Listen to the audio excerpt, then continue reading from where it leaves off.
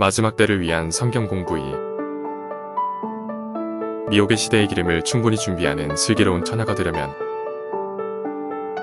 오늘도 하루를 시작하면서 유튜브에 영상을 올리기 시작한 지 꽤 지났지만 지금이라도 잠자고 있는 하나님의 택한 자들을 깨우기 위해 보잘것없는 실력이지만 다시 원고를 씁니다. 예수님이 말씀하신 천국 비유 중에는 10처녀의 비유가 있습니다. 10처녀 중에 5명만이 기름을 충분히 준비하였습니다. 10처녀 모두 주님을 기다렸지만 그리고 주님이 더디 오시자 모두 잠들었지만 슬기롭지 못한 5처녀는 기름이 부족해서 결국은 천국에 들어가지 못했습니다. 이 기름이 의미하는 것이 무엇일까요? 대다수의 사람들은 이 기름이 성령님을 의미한다라고 이야기합니다. 그러나 제가 차차 이 마지막 때에 대해서 이야기해드리면서 말씀드리겠지만 이 기름이 비유하는 것은 바로 우리를 깨어있도록 만드는 우리의 믿음과 인내, 그리고 우리가 올바른 믿음과 인내로 기다릴 수 있도록 하는 하나님을 바로 아는 것, 성경을 통해 이 세상을 바로 해석하고 알고 있는 것입니다.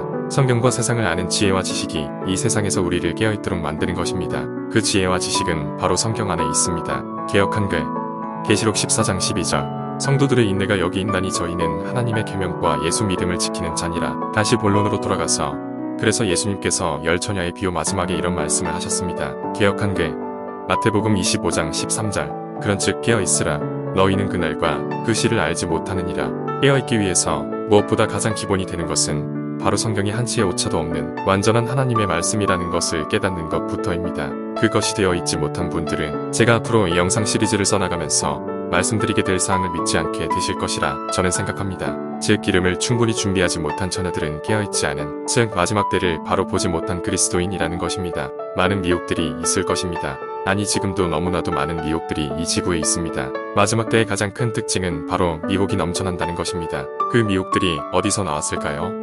그 미혹들은 에베소서 6장의 바울이 언급한 정사와 권세와 이 어둠의 세상 주관자들에게서 나온 것입니다. 여러분은 여러분을 미혹하고 핍박하는 마귀라는 존재에 대해서 잘 알지 못하실 것입니다. 그런데 이것을 아셔야 합니다. 예수님께서 이 땅에 계셨을 때 가장 많이 가르쳐 주신 것이 바로 이 마귀에 대한 사실들입니다.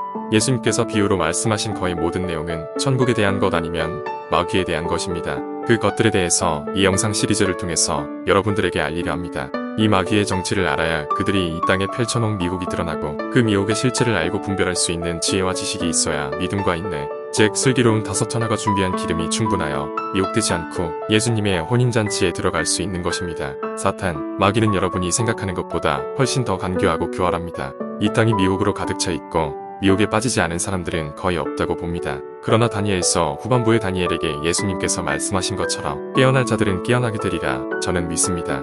그 주님의 말씀에 소망을 품고 저는 이 영상들을 이어나가겠습니다. 감사합니다.